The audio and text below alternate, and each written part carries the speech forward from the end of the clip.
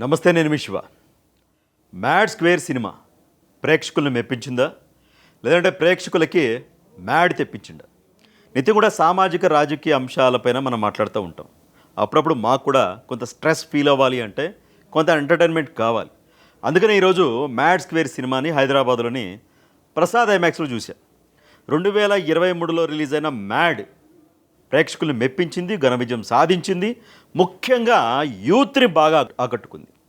మరి mad square అదే ఊపులో ఇప్పుడు రిలీజ్ అయిన మ్యాడ్ స్క్వేర్ అదే స్థాయిలో మరి ప్రేక్షకుల్ని మెప్పించిందా, లేదంటే ప్రేక్షకులకి నరకం చూపించిందని ఒక్కసారి విశ్లేషించుకుంటే ముందుగా ప్లస్ పాయింట్స్ అయితే చూసుకుందాం. కళ్యాణ్ శంకర్ ఏదైతే మ్యాడ్ 1ని ఫన్ రైడ్గా ఎలా నడిపారో మ్యాడ్ స్క్వేర్ని కూడా అదేవిధంగా ఫన్ రైడ్గా నడిపారు. మ్యాడ్లో ఏవైతే ప్రధాన పాత్రలు ఉంటాయో ఆ ప్రధాన పాత్రలన్నీ కూడా మ్యాడ్ స్క్వేర్లో కూడా ట్రావెల్ అయినాయి. డీడీ పాత్రలో సంగీత్ శోభన్ కానీ, అశోక్ పాత్రలో నానే నితిన్ కానీ, మనోజ్ పాత్రలో రామ్ నితిన్ కానీ అద్భుతంగా నటించారు. అలాగే ఇంకో ముఖ్యమైన పాత్ర లడ్డూ పాత్ర, ఆ పాత్రలో విష్ణు ఓయ్ కూడా చాలా అద్భుతంగా నటించారు. అతని తండ్రి పాత్రలో మురళీ గౌడ్ బాగా నటించారు. అదేవిధంగా సెకండ్ హాఫ్లో విలన్గా, కామెడీ విలన్గా సునీల్ ఎంట్రీ ఇస్తారు. ఈ మధ్యకాలంలో సునీల్ నుంచి కొంత ఫన్ మిస్ అయింది, ఆ ఫన్ కూడా సునీల్ అందించారు. అదేవిధంగా సుబ్బలేఖ సుధాకర్ గారు, ఆయన కూడా కొంత ఇంట్రెస్టింగ్ రోల్లో ఆయన నటించారు. లడ్డూ పాత్ర, ఆ పాత్ర కానీ, ఆ పాత్రకు సంబంధించిన సన్నివేశాలు కానీ, ఆ లడ్డూ పాట కానీ, ఆ తర్వాత స్వాతిరెడ్డి పాత్ర కానీ సినిమాలో బాగా ఆకట్టుకున్నాయి. ఏదైతే బాడీ లాంగ్వేజ్ని కానీ, క్యారెక్టరైజేషన్ కానీ మ్యాడ్ 1లో వాళ్ళు మెయింటైన్ చేశారో అదే బాడీ లాంగ్వేజ్, అదే క్యారెక్టరైజేషను అదే విధంగా మెయింటైన్ చేశారు. మెయిన్ ముగ్గురు ఎవరైతే హీరోలు ఉన్నారో ఆ ముగ్గురు హీరోలు, అలాగే ఈ లడ్డూ పాత్రధారి విష్ణు ఓయ్ కూడా. ముఖ్యంగా కథలోకి వెళితే 3 సంవత్సరాల తర్వాత మ్యాడ్ 1లో మీరు చూశారు కదా, కాలేజీ, హాస్టలు, లవ్ ట్రాక్ ఇదంతా కూడా నడుస్తూ ఉంది. ఆ తర్వాత 3 సంవత్సరాల తర్వాత లడ్డూ పెళ్లి జరుగుతూ ఉంటుంది. ఇతను లడ్డూ ఫ్రెండ్స్ని మాత్రం పిలవడు, ఎందుకంటే ఎక్కడ వెళ్ళడం వల్ల పెళ్లిలో సమస్య వస్తుందో రాక నాకు పెళ్లి ఫిక్స్ అయింది అని. సో వీళ్ళు ఎలాగలో తెలుసుకుని మొత్తానికి పెళ్లికి వస్తారు. ఆ పెళ్లిలో కొన్ని సన్నివేశాలు, బంధువులతో కామెడీ సన్నివేశాలు ఇవన్నీ కూడా మంచి ఫన్ అయితే పూయించాయి. ఆ తర్వాత పెళ్లిలో ఒక సంఘటన జరుగుతుంది. పెళ్లి కూతురు ఎటో వెళ్ళిపోతుంది, పెళ్ళేమో ఆగిపోతుంది. ఆ లడ్డు ఫ్రస్ట్రేషన్లో ఉంటే, బాధలో ఉంటే, ఈ బాధ నుంచి నేను బయటపడేస్తామని చెప్పేసి మొత్తాన్ని గోవా తీసుకెళ్ళిపోతారు అందరూ కూడా. సో గోవా వీళ్ళు వెళ్ళాక గోవాలో ఒక దొంగతనం జరుగుతుంది. ఈ దొంగతనానికి సంబంధించి సునీల్కి పోలీసులకి ఉన్న కనెక్షన్ ఏంటి, ఈ దొంగతనంలోకి వీళ్ళు ఎలా వచ్చారు, ఈ ప్రధాన పాత్రధారులన్నీ కూడా పోలీసులు డాన్గా ఉన్న సునీల్ వీళ్ళ వెంట ఎలా పడ్డారు, దాని నుంచి వీళ్ళు ఎలా తప్పించుకున్నారనేదే కథ.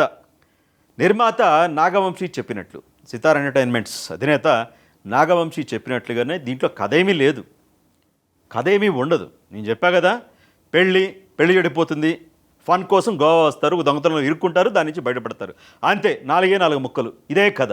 సో దీన్ని ఎలా నడిపారనేది ముఖ్యం. సో దీన్ని మొదట స్టార్టింగ్ నుంచి కూడా నవ్వులతోనే స్టార్ట్ చేశారు. ఆ పెళ్లి సన్నివేశాలు కానీ, ఆ పెళ్లి చెడిపోయే సన్నివేశాలు కానీ మొత్తం కూడా ఒక ఫన్ రైడ్ లాగా నడిపారు. నాన్ స్టాప్ అరగంట పాటు జోకుల మీద జోకులు వస్తూనే ఉంటాయి, మనం నవ్వుతూనే ఉంటాం. నవ్వు, పెదాల మీద చిరునవ్వు అనేది అస్సలు తొలగదు. అంటే వందే భారత్ ఎక్స్ప్రెస్ ఏ స్టేషన్లో కూడా ఆగకుండా మెయిన్ చిన్న స్టేషన్లో, ప్రధాన స్టేషన్లో అవుతుంది కదా, వెళ్ళిపోతానంట స్పీడ్గా. ఆ విధంగా ఒక అరగంట పైనే దాదాపుగా ఒక ఫన్ రైడ్ లాగా సినిమా నడిపారు. ఆ తర్వాత గోవాకి షిఫ్ట్ అయ్యాక సునీల్ నుంచి ఆశించిన కామెడీ కానీ, అలాగే సత్యం రాజేష్ అతని నుంచి ఆశించిన కామెడీ కానీ, రఘుబాబు కామెడీ కానీ ఇదంతా కూడా బాగానే నడిచింది. ముఖ్యంగా జ్యోతిరెడ్డి పాట బాగుంది, నేను ముందుగా చెప్పినట్లుగా లడ్డూ పాట కూడా బాగుంది. ఇవి ప్లస్ పాయింట్లు. ఇక మైనస్ పాయింట్ల విషయానికి వస్తే ఒక అరగంట పాటు బాగా ఫన్ రైడ్ జరిగింది, కానీ ఎప్పుడైతే గోవాకి షిఫ్ట్ అయిందో ప్రేక్షకులు ఏమి ఎక్స్పెక్ట్ చేస్తారు అంటే ఇంకా ఎంటర్టైన్మెంట్ ఉంటుందేమో, పెళ్లి దగ్గర నుంచి గోవాకి షిఫ్ట్ అయింది కదా అనుకుంటారు. బట్ ఫస్ట్ హాఫ్లో ఉన్నంత ఫన్ సెకండ్ హాఫ్లో లేదు.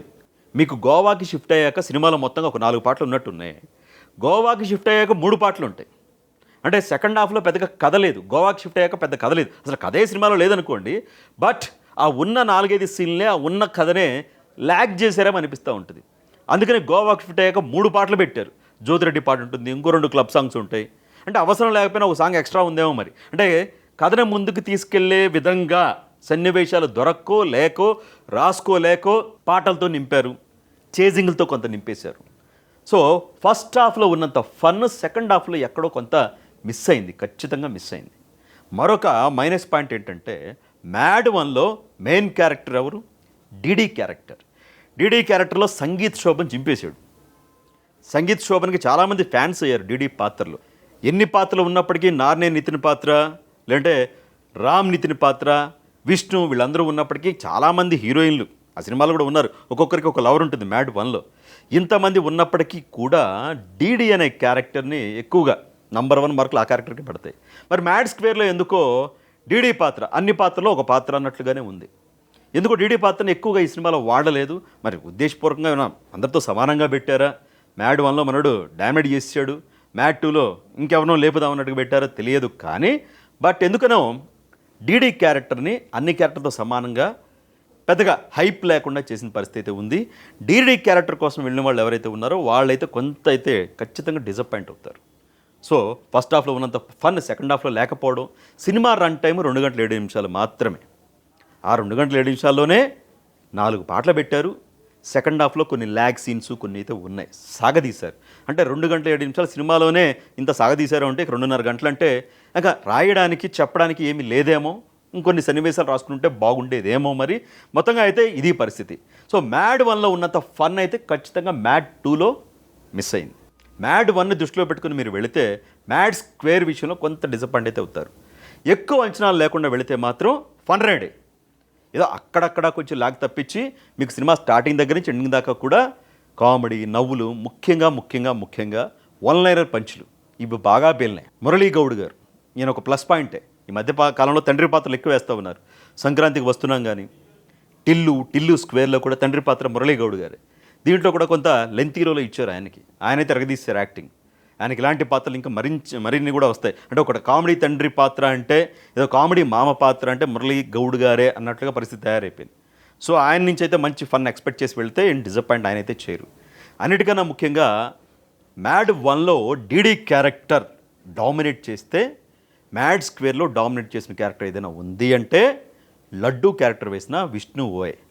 ఇతని చుట్టూనే కథంతా తిరుగుతుంది. మ్యాడ్ స్క్వేర్ అంతా కూడా ఇతని పెళ్లి చుట్టే తిరుగుతుంది. స్టార్టింగ్ నుంచి ఎండింగ్ దాకా కూడా ప్రతి ఫ్రేమ్లో విష్ణు ఓయ్ ఉంటాడు. నిజంగానే వీళ్ళందరినీ విష్ణు ఓయ్ డామినేట్ చేశాడు. ఎవరిని? నానే నితిన్ని కానీ, రామ్ నితిన్ని కానీ, సంగీత్ శోభన్ కానీ వీళ్ళందరినీ, మురళీ గౌడ్ గారిని కూడా ఈ విష్ణు ఓయ్ డామినేట్ చేశారు. అతని మీద వచ్చే సన్నివేశాలు, కామెడీ సన్నివేశాలు, అతని ఆహార్యం పైన, బట్టతల పైన నిజంగా అది కొంచెం ఎక్కువైంది. బట్టతల అనేది పాపం వాళ్ళు ఫీల్ అవుతారు, బట్టతల ఉన్నోళ్ళందరూ కూడా. దాని మీద కొంత కామెడీ ఎందుకో ఎక్కువైంది. బట్ విష్ణు ఓయ్ మాత్రం ఎరగదీశాడు. ఈ సినిమాకి అతనే మెయిన్ పిల్లర్. అతని పైన ఏ నమ్మకంతో ఈ క్యారెక్టర్ చుట్టూ కథ రాసుకున్నారో దాన్ని ఏమాత్రం కూడా ఆయన డిసప్పాయింట్ చేయలేదు. విష్ణు ఓయ్కి కూడా మంచి భవిష్యత్తు ఉంది. ఖచ్చితంగా మిమ్మల్ని అస్సలు డిసప్పాయింట్ చేయడు. డీడీ కొంత డిసప్పాయింట్ చేశాడు కానీ బట్ విష్ణు ఓయ్ మాత్రం లడ్డూ క్యారెక్టర్ డిసప్పాయింట్ చేయడు. అతని కోసమైనా సరే ఈ సినిమా ఒకసారి చూడాల్సిందే. ఇవైతే ప్లస్ పాయింట్లు.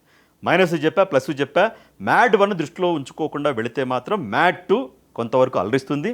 ఇక భీమ్స్ పాటలు 2 పాటలు అవి మాత్రం వదిలారు. లడ్డు కానీ పెళ్ళి అనే పాట ఒకటి, స్వాతిరెడ్డి పాట ఒకటి, అవి మాత్రం థియేటర్లో మంచి విజువల్స్ అయితే వేయిస్తాయి. మంచి డాన్స్ మూమెంట్స్ కూడా ఉన్నాయి. మిగతా 2 పాటలు స్లోగా ఉన్నాయి. బ్యాక్గ్రౌండ్ మ్యూజిక్ తమనిచ్చినట్లుగా టైటిల్స్ వేశారు. తమన్ గారు బ్యాక్గ్రౌండ్ మ్యూజిక్ ఆయన చాలా బిజీగా ఉన్నారు, పెద్ద సినిమాలు పనిచేస్తూ ఉన్నారు. ఉన్న టైంలోనే ఎంతో కొంత ఈ సినిమాకి పనిచేసినట్లున్నారు. పర్వాలేదు ఆ బ్యాక్గ్రౌండ్ మ్యూజిక్ కూడా. అయితే టిల్లు స్క్వేర్లో టిల్లు 1ని కలిపేలాగా రాధిక క్యారెక్టర్ని తీసుకొస్తారు. సేమ్ ఇదే బ్యానర్, ఆయన నిర్మాత నాగవంశీ గారు. ఆ క్యారెక్టర్ని తీసుకొచ్చి రాధిక క్యారెక్టర్ని ఆ సినిమాకి ఈ సినిమాకి లింక్ చేసి, ఆ స్టోరీకి ఈ స్టోరీకి లింక్ చేసి ఏవైతే సీన్లు, డైలాగులు, వన్ లైనర్స్ రాసుకున్నారో అద్భుతంగా వేలే టిల్లు స్క్వేర్లో. బట్ అలాంటిది ఎక్కడో ఇక్కడ మిస్ అయింది మ్యాడ్ స్క్వేర్లో. మరి మ్యాడు ప్లస్ టిల్లు కలిపి తీస్తామనే కథనాలు వస్తూ ఉన్నాయి. మరి ఎంతవరకు దీన్ని ముందుకు తీసుకెళ్తారనేది చూడాలి. మొత్తంగా చూసుకుంటే మ్యాడ్ 1 మించి అయితే మ్యాడ్ స్క్వేర్ లేదు. బట్ మ్యాడ్ 1లో ఫన్ మూమెంట్స్ ఏవైతే ఉన్నాయో మ్యాడ్ స్క్వేర్లో కూడా ఉన్నాయి. ఒకసారి అయితే ఖచ్చితంగా చూడాలి.